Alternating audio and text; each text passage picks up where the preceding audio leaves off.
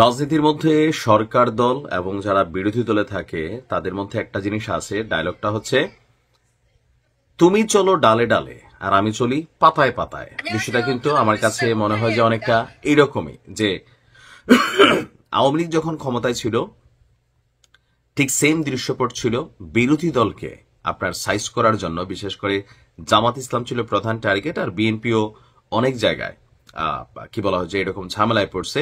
অনেক ভালো ভালো মানুষে মিথ্যা মামলা দিয়া ফাঁসাই দিছে। এর মধ্যে আমার আপন বড় বোনের জামাই, তিনিও মানে 55 বছর বয়সী একজন ব্যবসায়ী, ওনারও ভাই ধরে নিয়ে চলে গেল উনি বিএনপি করার অপরাধে।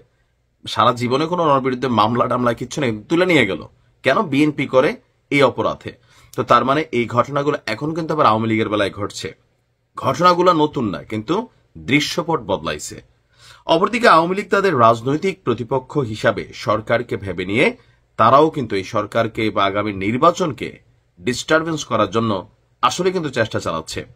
এখন গণমাধ্যমের মধ্যে প্রতিদিনই নিউজ আসে, তো এই নিউজগুলোর আবার আমরা ধরেন যখন যেই সরকার ক্ষমতায় থাকে গণমাধ্যম সেই সরকারেরই সাপোর্টিং এ নিউজ করে। আমরা যারা হয়তো অনলাইনে কথা বলি আমাদের দায়বদ্ধতার জায়গাটা একটু ভিন্ন, আমরা মোটামুটি কথা বলতে পারি।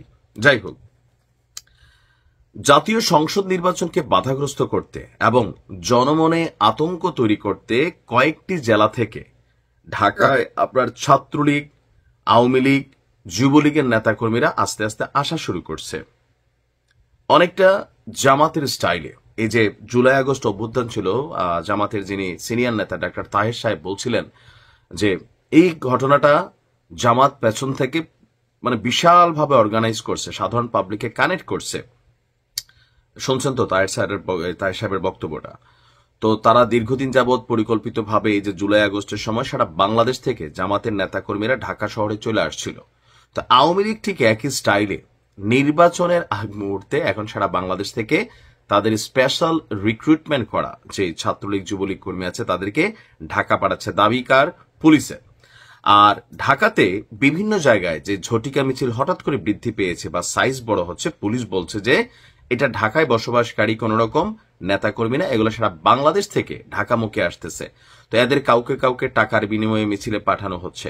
গতকালকে একদিনে প্রায় 244 জন আওয়ামী লীগের নেতাকর্মীকে গ্রেপ্তার করেছে পুলিশ। গতকালকে আপনার শেরে বাংলা, তারপর হচ্ছে তেজগাঁও, বনানী, উত্তরা সহ বিভিন্ন এলাকা থেকে তাদেরকে গ্রেফতার করা হয়। আর পুলিশ বলছে যে রাজধানীর বিভিন্ন স্থানে এই মুহূর্তে ছড়িয়ে ছিটিয়েছে আওয়ামী লীগের নেতাকর্মীরা, যার কারণে আপনার বিভিন্ন বাসাবাড়ি, হোটেল, ফ্ল্যাট এই জায়গাগুলোতে আপনার আওয়ামী লীগের নেতাকর্মীরা এসে আত্মগোপনে বসবাস করছে। আর তাদের তথ্যই সরকার বা পুলিশের পক্ষ থেকে চাওয়া হয়েছে যে যারা এই তথ্য দিবে তাদের কি বলা হয় যে ধরেন পরিচিতি বা তাদের পরিচয় গোপন রাখা হবে। আর যাদেরকে গতকালকে গ্রেপ্তার করা হয়েছে এর মাঝখানে সেখান থেকে বলা হয়েছে যে ময়মনসিংহ, কিশোরগঞ্জ, গাজীপুর, গোপালগঞ্জ বিভিন্ন জায়গা থেকে আওয়ামী লীগের নেতাকর্মীরা এখানে যারা আসছে এরা আটক হয়েছে। আর এদের উদ্দেশ্য হচ্ছে রাজধানীর আইন শৃঙ্খলা পরিস্থিতিকে বিগড়ে দেওয়া এবং আগামী নির্বাচনকে সামনে রেখে ঢাকাতে বড় ধরনের ঘটনা ঘটানো যেন নির্বাচনটা সুষ্ঠু না হয়। আমার কাছে যেটা মনে হচ্ছে যে বাংলাদেশের রাজনীতি কখনোই ভালো হবে না, এটা এই দেশের একটা ট্রেন্ড।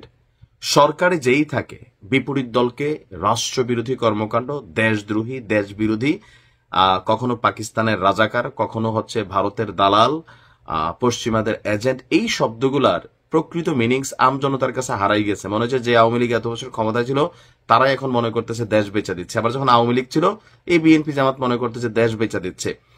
আসলে কে কি করে সাধারণ মানুষ অনেকটা এখন ক্লিয়ার যে এই রাজনৈতিক দলগুলা বা আমাদের এই মিডিয়াগুলা বা ধরেন প্রশাসন এখনো শতভাগ নিরপেক্ষ হয়ে দেশের জন্য কাজ করতে পারে না। তারা রাজনৈতিক দলগুলোকে সাপোর্ট করে বা এই রাজনৈতিক দলগুলাই ক্ষমতায় থাকতে মনে হয় যে তাদের থেকে দেশপ্রেমিক নাই, ক্ষমতা থেকে গেলে এদের থেকে ষড়যন্ত্রকারী, রাষ্ট্রদ্রোহী, দেশদ্রোহী আর কেউ নাই।